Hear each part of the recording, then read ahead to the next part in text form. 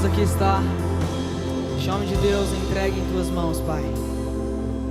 Espírito Santo, nós, com certeza, Pai, nós não queremos ouvir aquilo que agrada aos nossos corações, tão somente. Em nome de Jesus, Pai, nós queremos ouvir aquilo que o Senhor quer falar conosco nessa noite.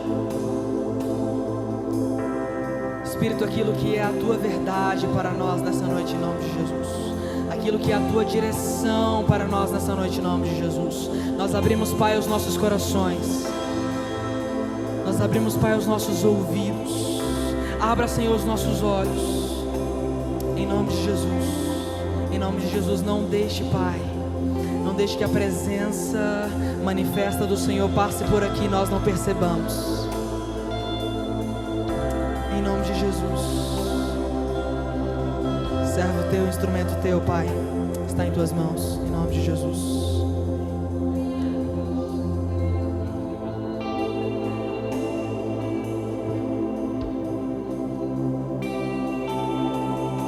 Aleluias. Eu cumprimento os pecadores com a santíssima paz do Senhor, amém? Amém? Vire para o irmão que está aí do seu lado e diga: eu posso até ser pecador, mas eu sou lavado pelo sangue de Cristo. Eu tenho observado essa geração pós-pandemia, principalmente, e é uma geração com a qualidade de saúde mental muito prejudicada. A gente tem observado isso principalmente na área de saúde. As pessoas procurando profissionais e procurando médicos, psiquiatras e psicólogos.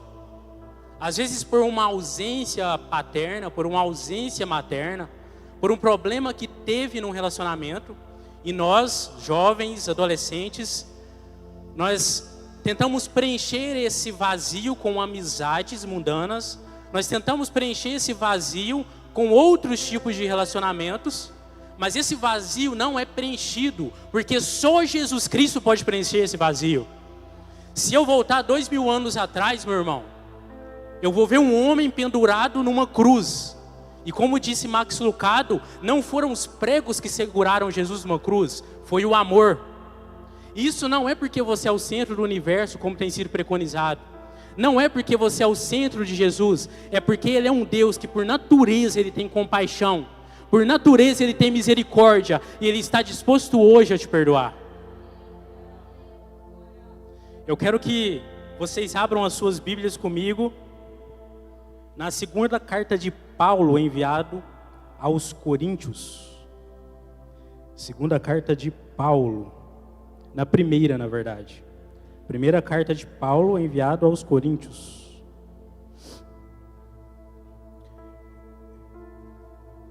Para quem não me conhece, meu nome é Assis. Prazer. Eu já faço parte dessa comunidade há 2 anos, sou muito grato por fazer parte da IDB Ipanema. Queria agradecer também a ilustre presença do meu pai, que também chama Assis, nome muito bonito, né? E também do Valdir da Luciana, que veio lá de Cumari hoje.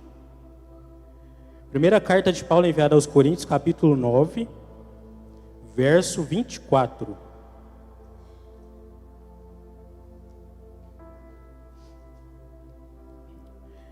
Quem achou, dá um amém aí bem alto. Não sabeis vós que os que correm no estádio, todos na verdade correm, mas um só leva o prêmio? Correi de tal maneira que o alcanceis. E todo aquele que luta de tudo se abstém. Eles o fazem para alcançar uma coroa corruptível, nós, porém, uma incorruptível. Pois eu assim corro, não como coisa incerta, assim combato, não como batendo no ar. Antes subjugo o meu corpo e o reduzo à servidão, para que pregando aos outros, eu mesmo não venha de alguma maneira a ficar reprovado. Pode tomar o seu assento. Eu tenho recentemente falado muito sobre disciplina, e especialmente disciplina espiritual. Antes da gente entender o contexto desses versos em que Paulo escreve na primeira carta enviada aos Coríntios, a gente precisa entender 2 principais conceitos primeiro, que é o de salvação e o de reino de Deus.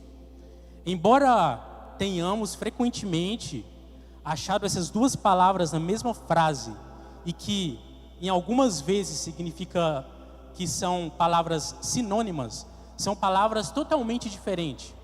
Às vezes a gente usa o termo salvação e o termo reino de Deus para descrever a mesma coisa. Mas quando a gente vai estudar biblicamente esses termos, existe uma diferença enorme. Quando eu falo de salvação, eu estou falando de algo que é de graça e pela graça. O carcereiro de Filipos pergunta para Paulo e Silas: o que é preciso para ser salvo?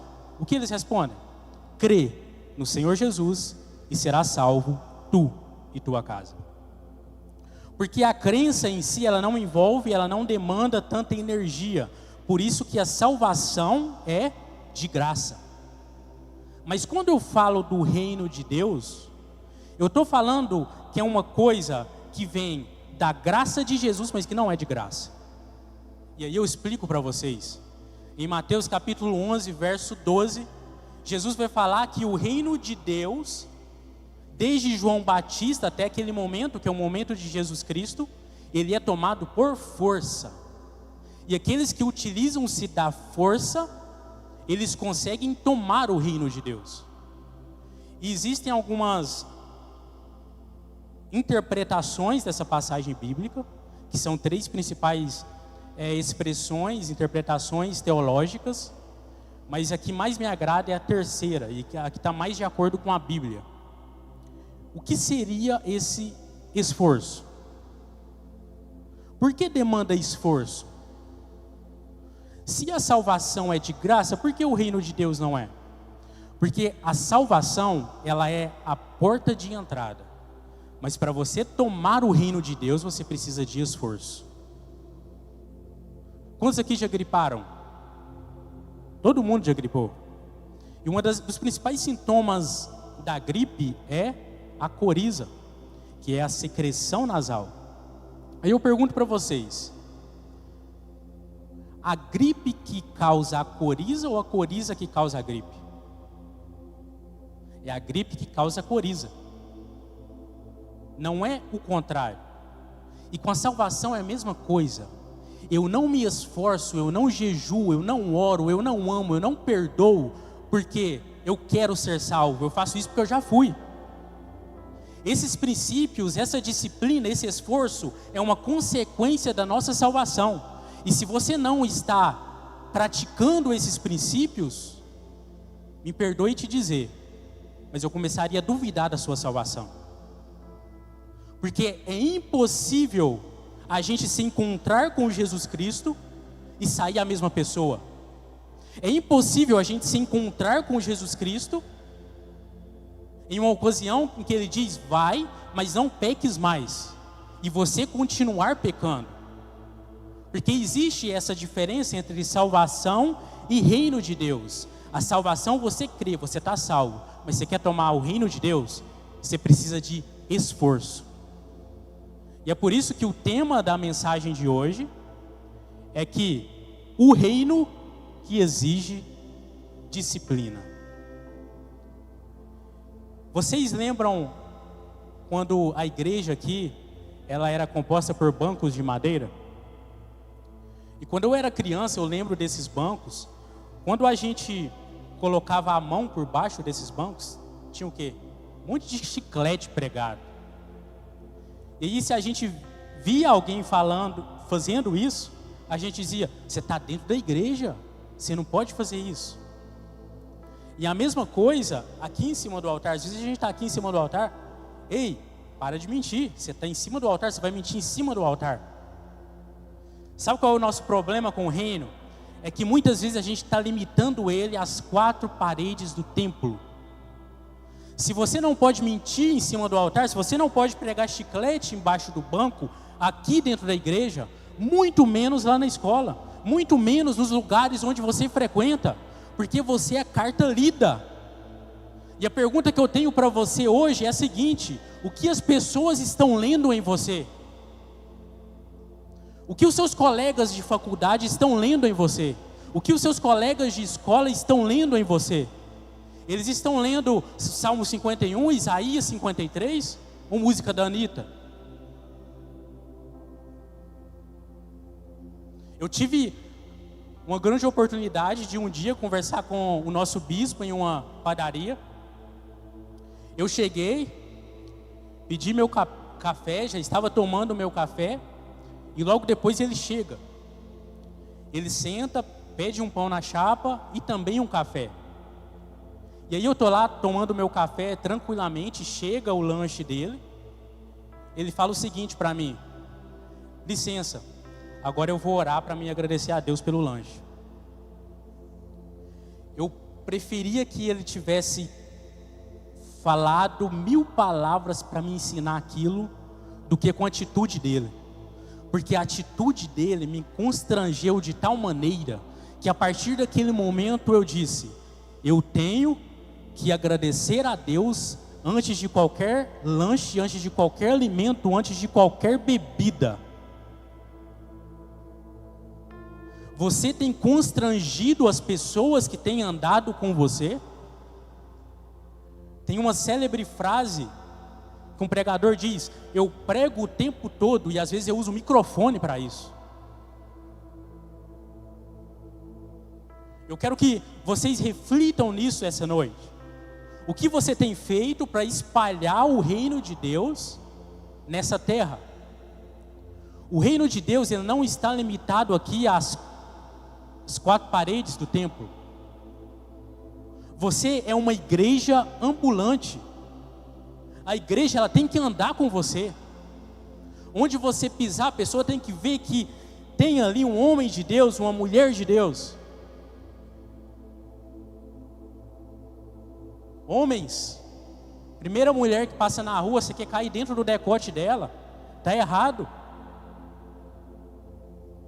Mulheres dando moral para qualquer homem, às vezes namorando só para fornicar e não para casar. Que disciplina é essa? Que reino é esse? E aí, nesse contexto que a gente lê da primeira carta de Paulo enviada aos Coríntios, no capítulo 9, ele trata de um tema muito importante, que é o suporte financeiro que ele e outros obreiros recebiam da igreja. O que estava acontecendo na época? Eles começaram a falar mal de Paulo. Eles começaram a falar o seguinte: Paulo, você tem usado o dinheiro da igreja para tirar vantagem, o que era um pensamento diabólico. Tanto que nesse capítulo 9 ele vai usar os primeiros 14 versos para refutar esse argumento. É como se ele tivesse sentado num tribunal e ele vai fazendo pergunta atrás de pergunta, que eram perguntas retóricas com respostas óbvias, e ele elege 3 argumentos para negar o seu direito de receber suporte, subsídio financeiro da igreja. Ele diz o seguinte: gente, eu tenho o direito é bíblico, mas eu me abdico dele. Por que ele se abdicou desse direito? Ele elege 3 motivos: por amor a si mesmo, por amor ao evangelho e por amor aos pecadores. E aqui entra outro tema bem interessante que ele trata no capítulo anterior, sobre liberdade da graça. Na liberdade da graça, o outro, ele vem antes de você. No dicionário cristão, o outro, ele vem depois de você. Ele vem antes de você, na verdade. O que Paulo quer dizer aqui?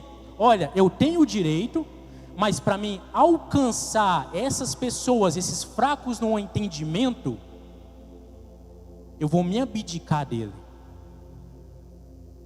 E aí eu gostaria de dar um zoom nesse primeiro argumento dele, que é o de puro amor a si mesmo.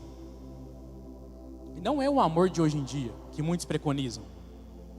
Eu vou deixar meu relacionamento porque eu amo tanto a mim mesmo que eu quero me ver livre disso. Eu amo tanto a mim mesmo que eu vou sair dessa igreja porque ela não está fazendo bem para mim. Não, nada a ver. Esse amor que Paulo trata aqui é um amor que ele tinha a capacidade de escravizar a si mesmo por amor a Cristo, por amor ao Evangelho. E aí ele vai utilizar o exemplo de atleta, de atletismo. A cidade de Corinto, na época, ela era referência na área do atletismo. A gente tinha os Jogos Olímpicos, que ocorriam a cada 4 anos, e também os Jogos Istmicos, que ocorriam a cada 3, 2 anos, na própria cidade de Corinto. O que os atletas faziam?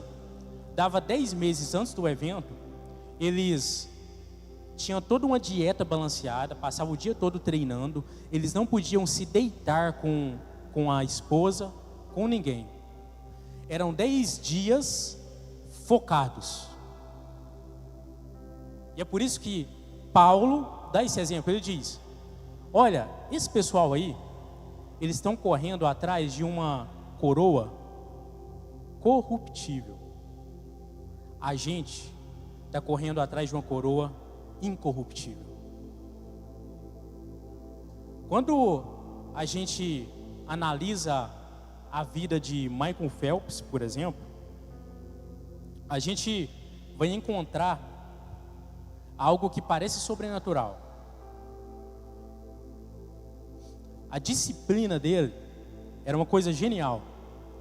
Ele um dia concluiu o seguinte: ele era um nadador, foi um nadador olímpico, bateu vários recordes. Ele pensou: se eu treinar de domingo a domingo, sem descanso, no final do ano eu estarei 52 dias à frente dos meus concorrentes. E ele fez isso por 2, por 3, por 4, por 10 anos. Um dia perguntaram para um treinador de levantamento de peso qual que era a diferença entre um atleta comum e um atleta extraordinário. E ele responde o seguinte: vários fatores podem influenciar, talento, genética, fatores ambientais, mas o que diferencia mesmo é a maneira que cada um lida com o tédio de treinar todos os dias. A mesma rotina todos os dias: levanta, treina, dorme, come, levanta, treina, dorme, come. Isso todos os dias do ano por vários anos. Observe o que eles fazem por uma medalha de ouro. Observa o que o pessoal do mundo antigo fazia por uma coroa que eles ganhavam de folhas de pinheiro. Se eles faziam isso por algo que é corruptível, o que dizer de nós, que estamos correndo atrás de um reino que é incorruptível? O que dizer de nós? Reino, ele vem do latim regnum, que é uma forma de poder, é uma monarquia, em que a gente tem um rei. Esse rei, ele tem um poder vitalício, unilateral e hereditário. E ele tem os seus filhos, que somos nós. Esse é o conceito de reino. Mas é um reino que ele não é limitado em data, é um reino eterno.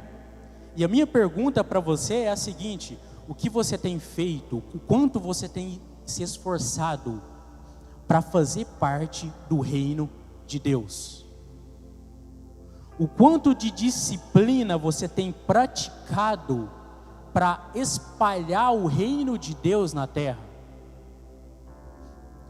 Nessa semana, se eu fizer um desafio para você, e você não precisa contar para ninguém, entra no seu Instagram e pega a média de horas que você ficou lá diariamente e compara com a sua média de horas de oração.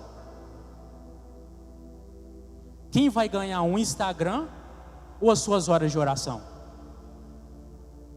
E aí você quer questionar a Deus por que na primeira pancada a vida te derruba. Aí você quer vir para a igreja e quer duvidar da unção do louvor, da unção do nosso pastor.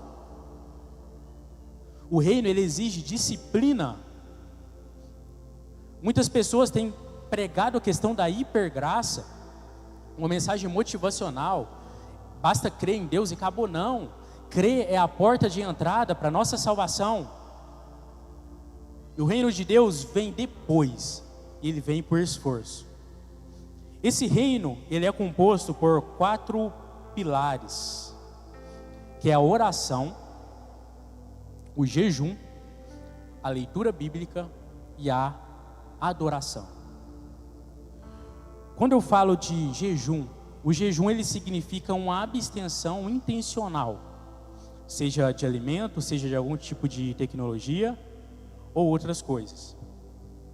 Eu lembro de um pastor contar que ele foi até a Coreia do Sul, e quando ele chegou na Coreia do Sul, numa igreja da Coreia do Sul, tinha placas por toda a igreja, e placas que diziam o seguinte: proibido jejuar mais que 40 dias. Porque o pessoal estava tão louco por jejum, que eles estavam jejuando mais que 40 dias, estavam passando mal, estavam indo para o hospital, tinha que chamar a ambulância, o pastor teve que proibir. Olha a disciplina do jejum dessas pessoas. E o que o jejum faz com você? Existe um canal entre você e Deus. E esse canal, muitas vezes, ele está obstruído por sujeira, por pecados, por muitas coisas. E quando você jejua, esse canal ele vai se desobstruindo, você começa a ter mais intimidade com Deus. Quando eu leio Gálatas, o autor escreve o seguinte: andai em espírito e não cumprireis as concupiscências da carne, porque a carne cobiça contra o espírito e o espírito contra a carne, e estes opõem-se um ao outro para que não façais o que quereis. O que ele está dizendo aqui? O homem é um ser tricotômico, carne, alma e espírito. Essa é a composição do homem. É como se a carne e o espírito subissem em um ringue e ficassem lutando entre eles. Qual que vence? É aquele que você alimenta mais.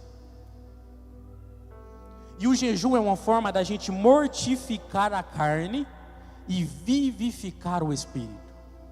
E o interessante é que o autor ele continua: vós, porém, que sois cheios do Espírito de Deus, não estáis debaixo dessa lei. O que ele quer dizer? Que quando você fortifica o espírito fica tão forte, mas tão forte, que quando ele sobe no ringue, a carne não tem coragem de subir. Ele ganha por WO.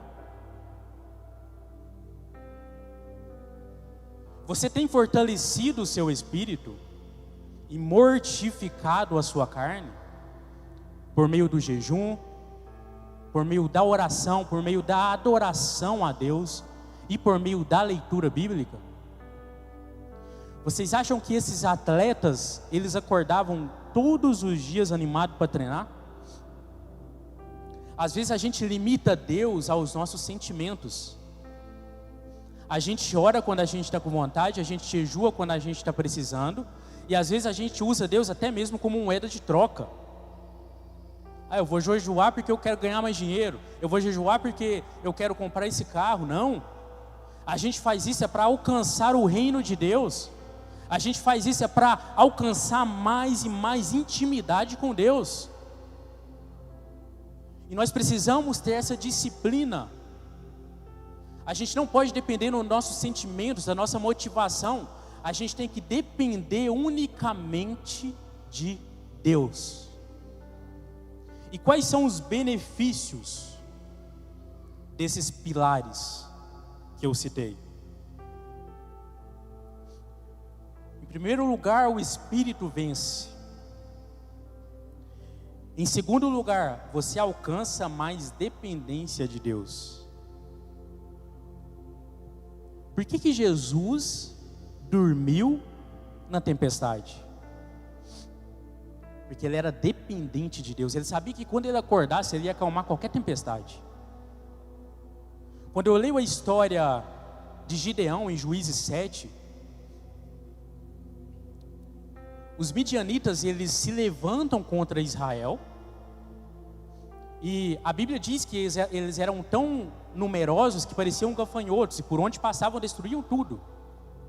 Então eu penso que Gideão falou: gente, a gente precisa arrumar o máximo de homens possível para enfrentar esse pessoal. E ele arrumou 32 mil homens. O problema é que ele estava com Deus. E geralmente Deus não gosta que você ganhe pela sua própria força. E aí Deus diz o seguinte: manda os tímidos, os medrosos irem embora. 22 mil vazaram.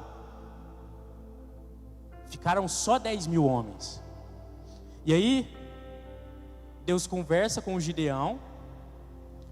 E cada estratégia que cada um daqueles homens utilizavam para tomar água na fonte das águas, eles iriam ser escolhidos para guerrear.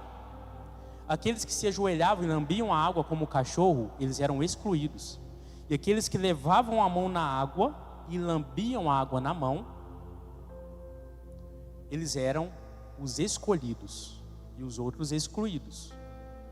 O problema é que 3 a cada 100 homens foi escolhido. Sobraram o quê? 300. Eu imagino comigo Gideão conversando com Deus. Deus, como assim? Os midianitas são numerosos. Eu arrumei 32 mil homens. Eu achei que ainda estava pouco. Agora o Senhor me bota aqui com 300.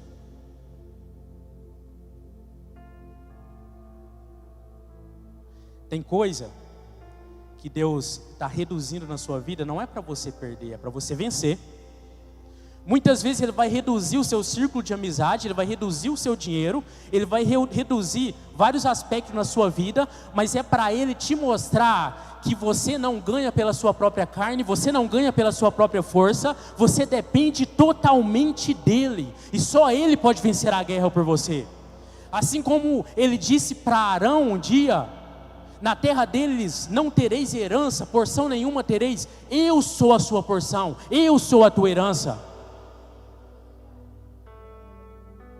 E é só essa disciplina no reino de Deus que nos leva para esse lugar.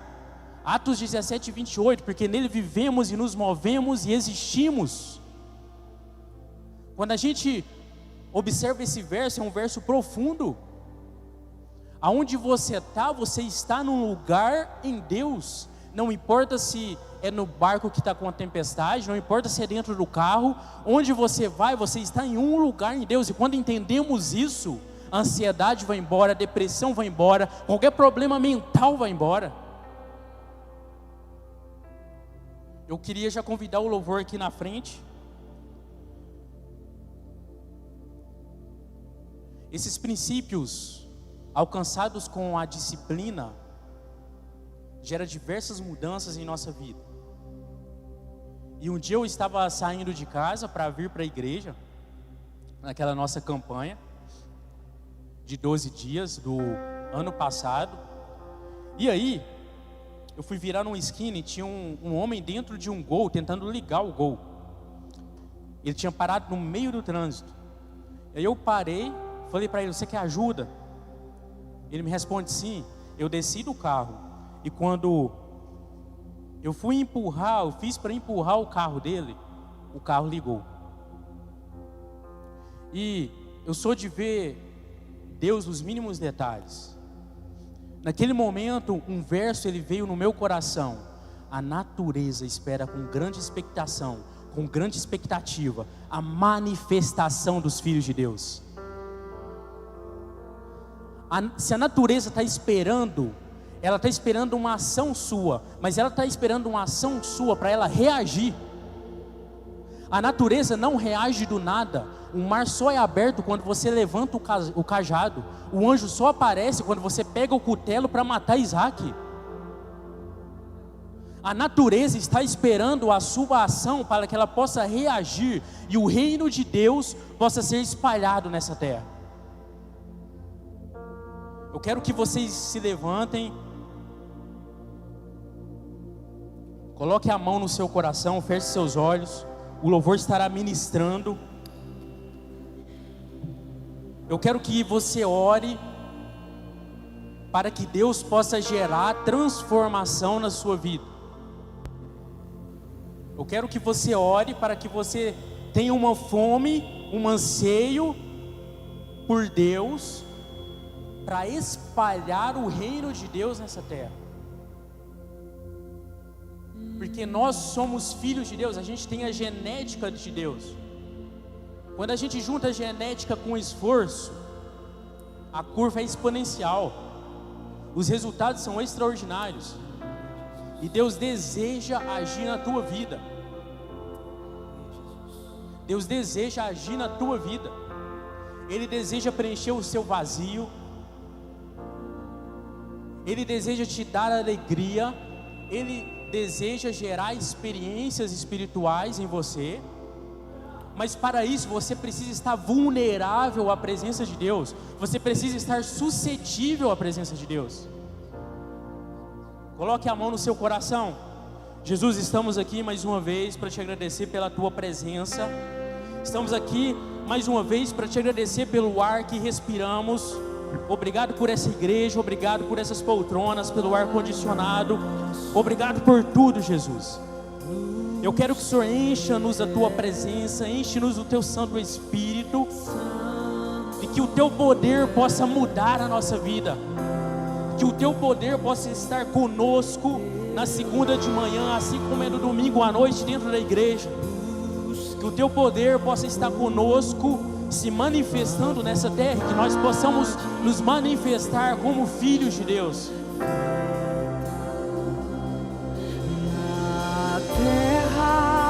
Muda nosso coração, Jesus.